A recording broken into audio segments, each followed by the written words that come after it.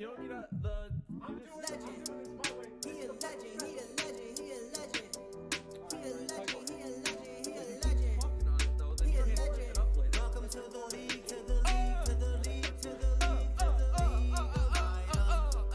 Welcome to the league, to the league, to the league, to the league, to the league of items.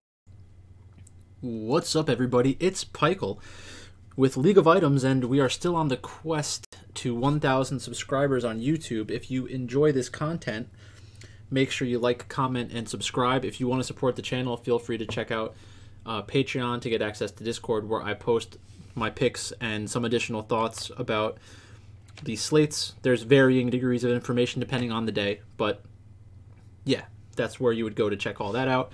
So in this video, we're going to talk about the games from last night. We're going to talk about the OMG throw. We're going to talk about all of the games for tomorrow. And yeah, we're getting into the second big weekend of League of Legends, so it's very exciting. A very exciting time for me. So let's do this. Let's talk about yesterday real quick. So last night, T1 beat DRX. I didn't pay close attention to this at all. Obviously, I was asleep. But let's see what the scoreboard looked like.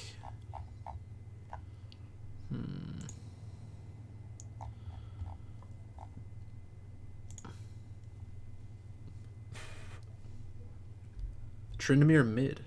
So that's another potential pocket pick to look at into Corki. We mentioned Vex against Corki a few times, and BLG actually played that last night, which I think was a good maneuver in the draft. I think that OMG kind of fell into the trap twice of the Corki Victor handshake. When your mid laner is your focal point of your team, and you're somebody like you have a mid laner like Cream, you shouldn't be playing Victor Corki unless you're playing against a mid laner who's better than you and you want to reduce the variance of the matchup. I think that they kind of hamstrung themselves by doing that. But okay, so 19 kills. T1 wasn't a part of the winning lineup, I don't think. Probably because the second game was 14-8, and because the BLG series just went out of control in the third game. Genji against Fredit Brion, easy 2-0 for them. Not much to really look at for that. I had T1 and Genji; those were clear favorites. DRX was in a spot that I wanted to potentially get money on them or get exposure to them, but I don't need to pick DRX against T1 to make money off of them this year. I'll have other opportunities, and it's good that they've had a couple losses so far, because hopefully less and less people trust them as time goes on, and then we'll get a good DraftKings spot. Then in the LPL, we had Rare Atom up against V5. V5 was the underdog in this spot, which I thought was pretty crazy. I think just from name recognition alone, you would assume that V5 was going to be the favorite. We had, where are they? Rich, which is a relatively big name in Korea, not as much in the LPL. Karsa and Rookie against Junja, and it wasn't Forge. Somebody replaced Forge last night. But still, neither of them are Rookie. Then Fodic against PP God, Fodic and PP God against iBoy and Zora. I could see that being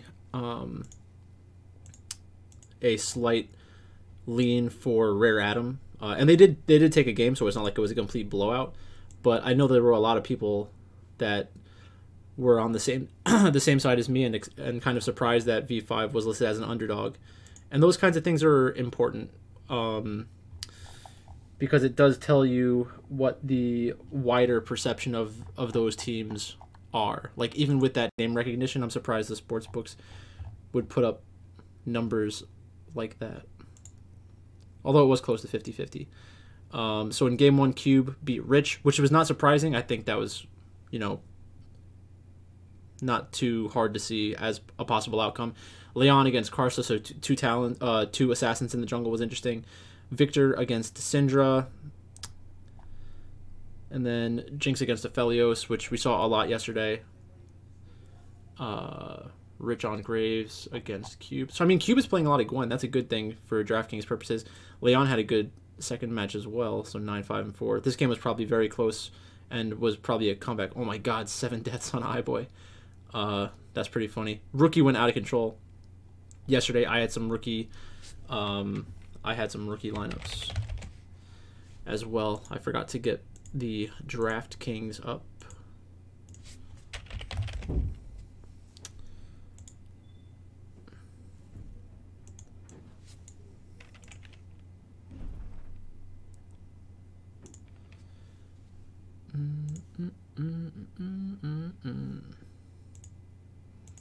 I made a golf lineup, and my lineup is absolute trash right now. It's so bad.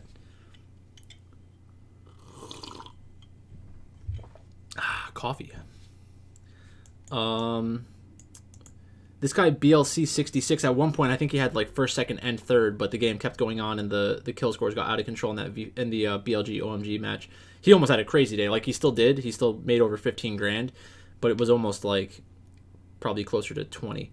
So yeah, Rookie went 11-2-11 and then 12-1-4. So I don't think anyone's going to give him Victor in their next match, which is probably for the best. And then in the OMG Billy Gaming matchup, Aki had a good game 1, 8-1-1, but the kill participation was low, so Kareem was still better for DraftKings purposes, 6-0-10.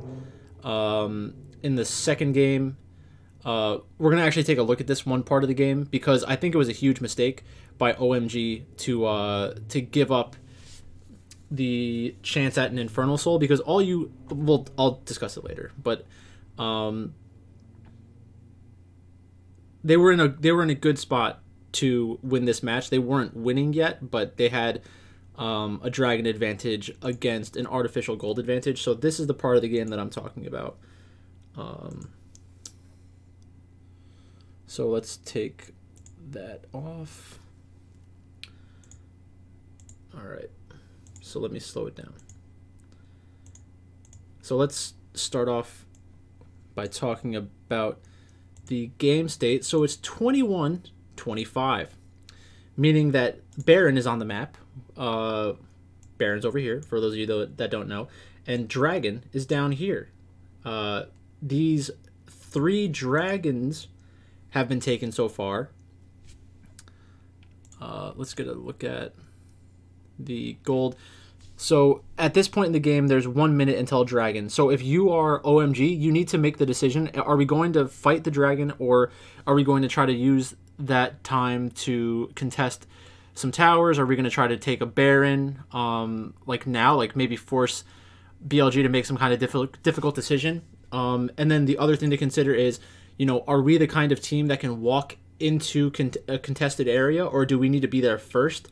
I think that they're probably better off being there first. So already, there's 50 seconds, and this is already contested. This part of the map down here is already contested. Like, down here is already contested. You have Gwen, Trundle already kind of scouting out the area, and then you have Thresh and Aphelios walking down mid lane. So what happens in these situations is that all the professional teams kind of focus on wave management, so they know, like, if the next wave comes and Dragon is spawning, then we have to kill these minions and then go to Dragon to make sure that we're not losing too much turret damage, or not going to potentially lose 2 different objectives at the same time, because you could theoretically lose this tower and the Dragon if you are OMG, and then that's obviously the worst case scenario. Both teams had a lot of scaling. Like, there wasn't a huge scaling advantage for either side. I just don't know what OMG was thinking here, because they didn't do anything proactive from this position. So there were other points in the game where they made decisions around getting to this 3rd dragon point. The reason you want to get into a soul point situation is to force the other team to have to fight you at the 4th one. But instead of forcing the fight, I guess we'll just let it play out. Instead of forcing the fight, they gave up the position, and then they had to try to walk in to the river. So now this second wave is coming. There's only 30 seconds left, so there's going to be one more wave after this. So we're at the 22-minute mark, 20 seconds left. So in this situation right here, Dragon's not even on the map yet, and they're getting damage onto the mid tower. So this is a good situation for OMG. You're going to take a tower, you're going to get rid of some of the gold that's standing on the map, you're going to have mid lane pressure for the rest of the game, or at least until BLG takes back that mid tower. So that means that instead of like the midpoint of the lane being here, it'll probably be somewhere down here. So you have basically all of this extra space if you are OMG, which is going to make it easier to take Baron in the future, easier to take Dragons in the future, because it's going to be easier for you to push out your lane and like have the wave settle somewhere around here. So like I said before, we have OMG in the middle and we have BLG already situated by the dragon. So the question again, which is like something that you should be taking into consideration during the draft, is can we walk into the enemy team, or is it going to be difficult for us to do that? And the fact that they have Xin Zhao and Nautilus, in my opinion, they should be able to just walk straight in and force an engage out of BLG. So this is really where the big problem starts to set in. So you have 10 seconds until Dragon spawns. So OMG decides to try to call BLG's bluff. They're like, you guys want to go take that dragon? We already have Soul Point. We forced them into a difficult decision. Their decision was, you know, we're going to contest the dragon. And what OMG is saying by maneuvering like this is, we're going to take Baron. You cannot come to Baron because we'll just turn around and fight you. So either take the dragon and give us Baron, or come and fight us. And that's not what happens. So BLG is fine with how this is playing out. OMG starts walking over to the Baron pit, but they don't walk into the Baron pit. So for those of you who aren't familiar, that's vision on Baron. So what you would need to do if you're OMG is drop a pink ward into this. Okay, I'll get rid of that. You want to drop a pink ward into the Baron pit to know that there's no vision on Baron itself, so that if you did start it, you would either be doing it without the other team having vision, or you know that they had vision and they will know what you're doing. So right now, OMG does the worst thing possible and doesn't check the Baron pit. So what Cold is doing is sweeping out these two bushes to see if there was vision there. There's nothing there, but there was something on Baron. They know that you're not doing Baron. This allows BLG to get mid control again, and they also send Aphelios down to the dragon. Aphelios can solo dragon pretty easy, and this additional pressure is going to force OMG to contest this wave again, and then either back off onto Baron or go towards the dragon pit. So this is like a disaster in my mind, because it means a few things. It means that OMG wasn't ready to get early position when there was like 30 seconds before, and this happens a lot with players. They don't plan far enough ahead when an objective is coming. Everybody kind of underestimates how much stress is put onto these players in the game itself. Like, theoretically, even though the coaches could have prepared them for this, there are situations where the players kind of get too relaxed and say, "Oh, don't worry about it. It's only the first opportunity for Dragon Soul. We can just let it go, trade for Baron." That's really not the way that you should be playing League of Legends, in my opinion, especially when you've given up other things to put yourself into that spot. It would be one thing if you started the game and this was the situation that you're in, but there were decisions made throughout the game to allow for Dragon Soul, and they just completely give it away. Which is very frustrating. And when I was watching this game, I was kind of not freaking out, but I was very annoyed, because it's just a big problem from like a process perspective. I would much prefer my team say, "You're gonna have to fight us. Come to the Dragon Pit." So now they go over to Baron. They start Baron again, but there's not enough time to take Baron before BLG can show up. So even though they don't have Aphelios, they start this fight, and we'll just let it play out. So first you have Wei Wei die, which is a good thing. Aphelios isn't in the fight yet, but the rest of OMG isn't in position to follow up with the rest of the damage. So Cream is off on the side. Cream is off on the side here on Corki. Shanji's right here on Gangplank. Gangplank's really not going to do anything besides his ultimate and then kind of fight backwards. So the fact that Nautilus is in the middle of the team and is about to die is basically a 1-for-1. So after it's a 1-for-1 trade, then what happens? So as the rest of the fight plays out, we'll kind of see what happens. So there's a lot of damage already on these champions. Gwen does have the ability to heal up. but just nothing is really happening here.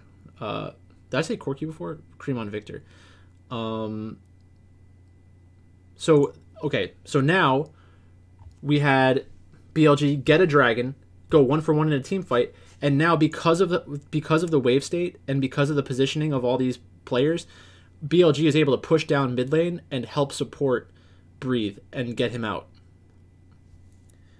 So they basically gave up dragon for the chance to have BLG walk at them at Baron, but didn't have enough follow-up to do anything about it.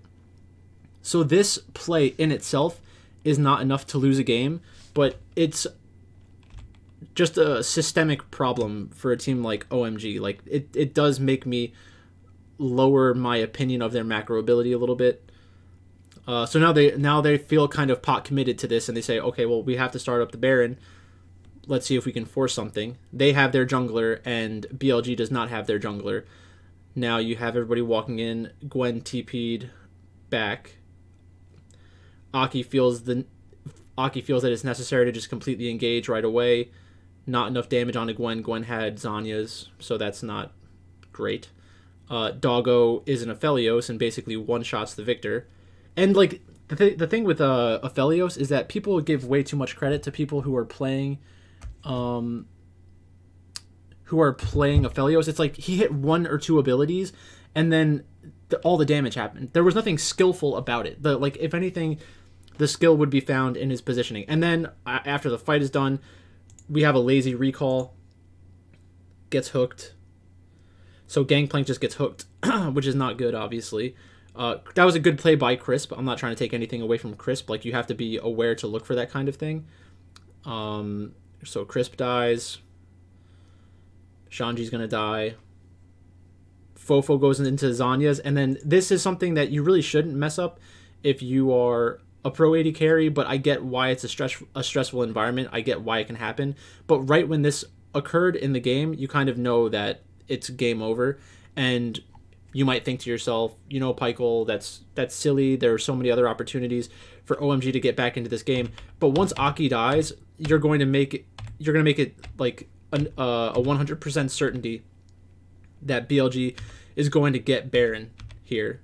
So they would have had to make some insane play, which theoretically is possible. But once Cold dies in that spot, the game is basically over. There's a big gold lead.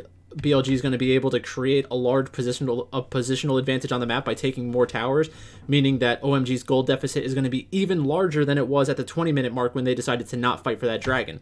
So you had a very close game turn into a not very close game because of OMG's inability to play around one of their win conditions that they created in the game by stacking dragons early on.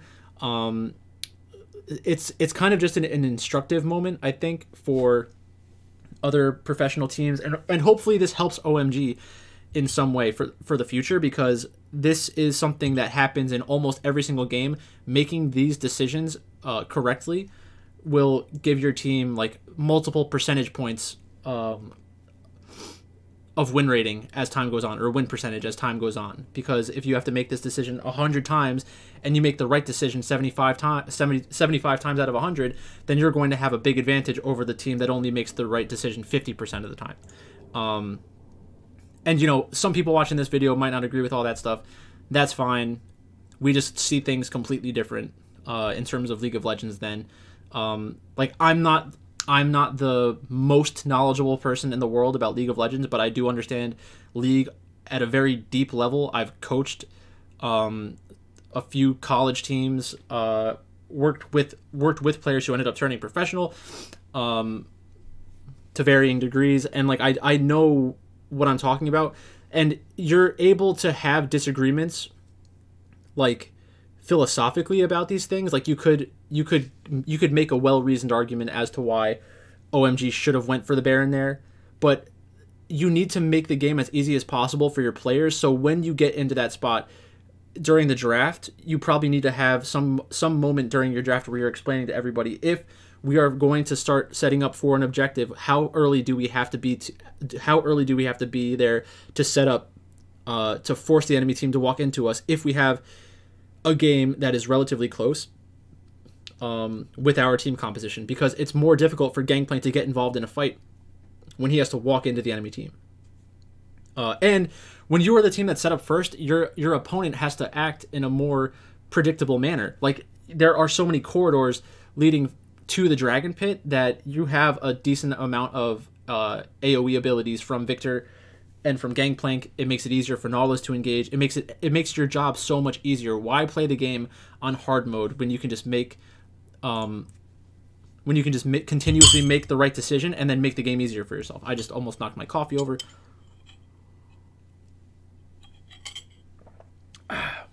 Now we're done with the coffee.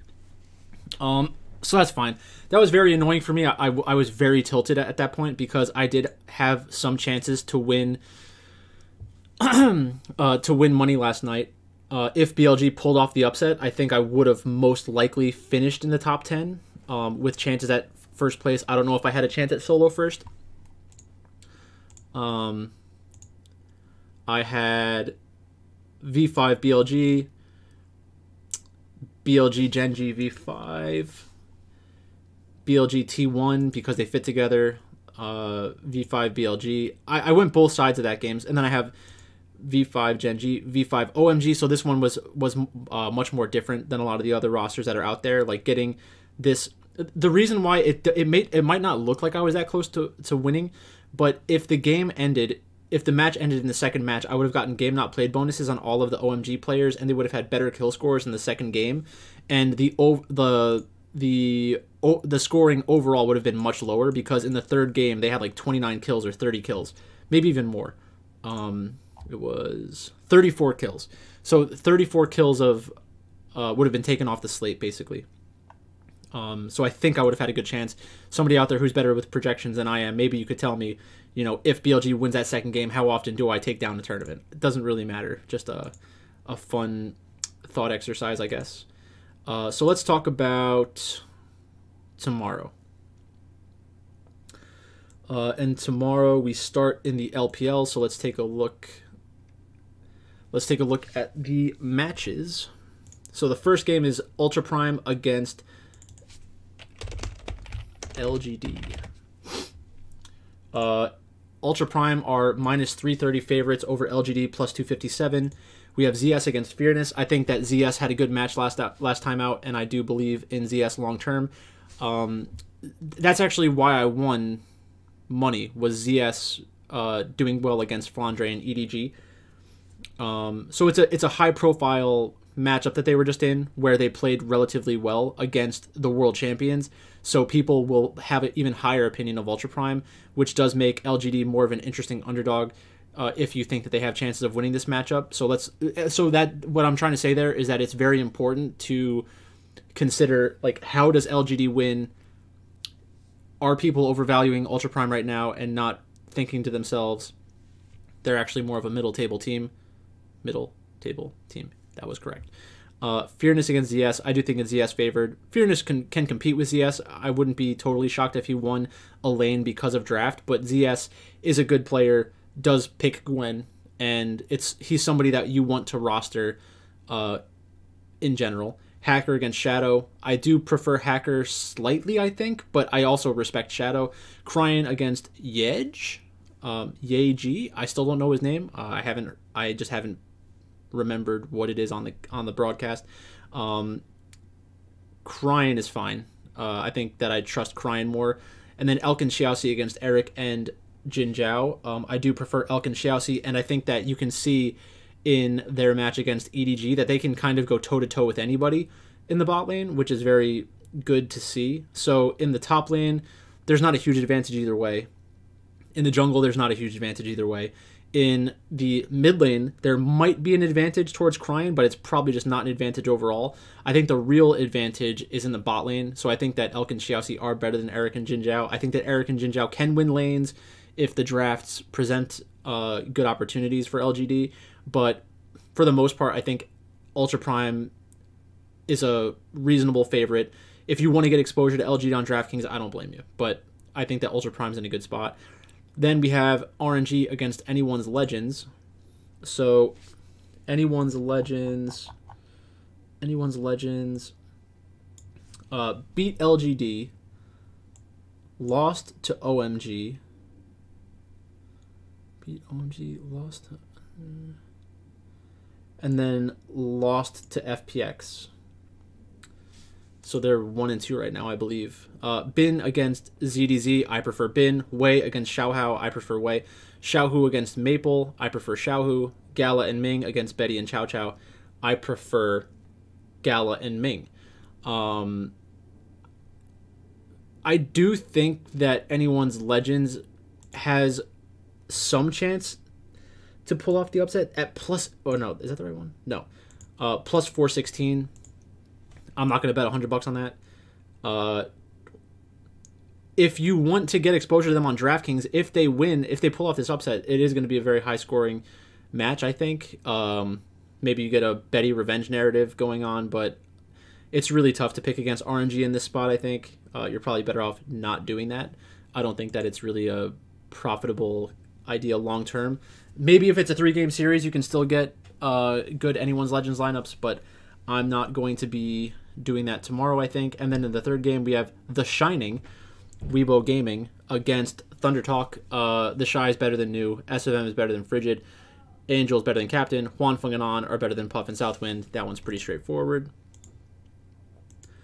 In the LCK, we have 2 matches in the LCK. Let me get the lineups on my screen.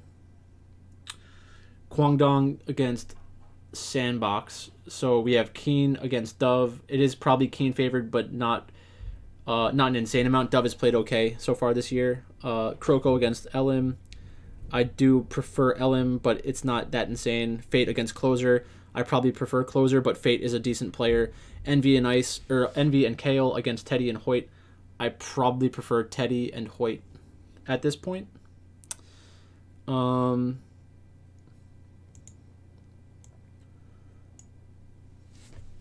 much there on the money line. Should have relatively low ownership because you're not going to be super confident in either team. Let's go to the next match. Nongshim against KT. So Nongshim just had that upset, right? Yeah, Nongshim just beat Damwon, which is kind of huge. So we have Kana against Rascal. I prefer Kana. I think Kana is one of the best top players in the world. Dread against Cuz. You know, it's really not that big of a difference. In the mid lane, Arya against BDD. I do prefer BDD, but you know, Arya is a pretty good player and had some good showings in their matches recently. Like, I put up respectful showings, I should say. Respectable showings. Who did they just play? KT just played Hanwha Life, and Arya did well. And then we have Ghost and Effort against Aiming and Life. I prefer Aiming and Life. So I think that there are... I know that Nongshim just beat Damwon Gaming, but I think that this is a spot where you can pick KT Rolster and feel somewhat confident that they make it a competitive series. So plus 1.5 maps probably looks good. I think an outright bet on them is fine as an underdog. That's basically it. I think that I do want exposure to them as well. Because they're going to be an underdog that you can fit in with some of the favorites. So that would be pretty fitting if Nongshim loses their opening match to Sandbox. They lost to Sandbox, right? I feel like they lost one of their earlier matches and they had a big win over Damwon. I wouldn't be surprised if they lost, is basically what I'm trying to say. Then in the LEC, let's just do a quick recap. So Fanatics in first, Rogues in second, both 3-0. G2 Esports and Bad Lions are at 2-1. Misfits is also at 2-1. XL, SK Gaming, Team BDS are all 1-2. Astralis and Team Vitality are both winless. I don't expect Vitality to be winless much longer. Misfits against XL.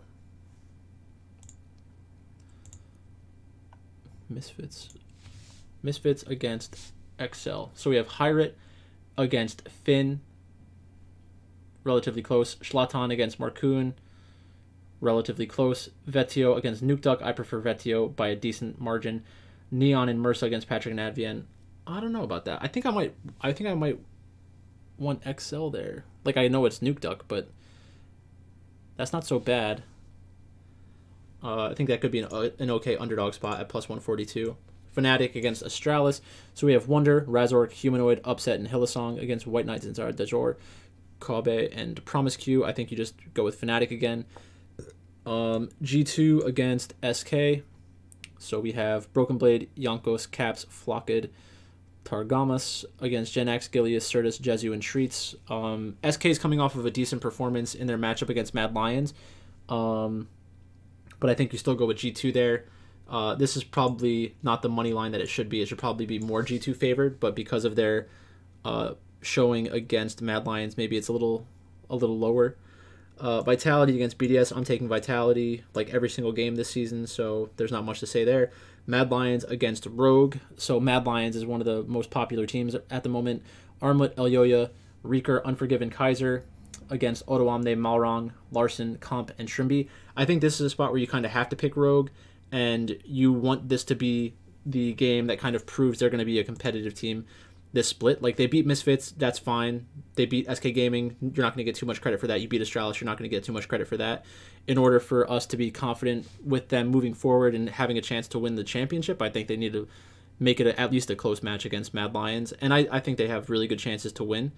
So I think I would just take Rogue there.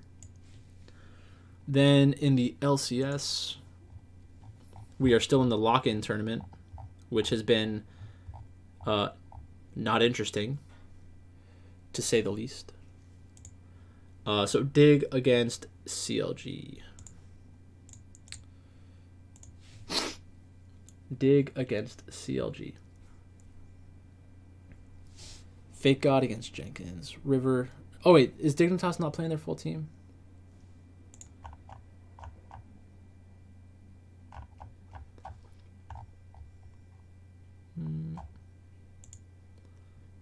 Yeah, they don't have River yet. It doesn't really matter. Not really much to do there in that Dig CLG match. I don't think I wouldn't bet either side of that. I need more time to think about that one. 100 Thieves against C9. Yes, 100 Thieves lost to FlyQuest. I think you're just going to play them, though.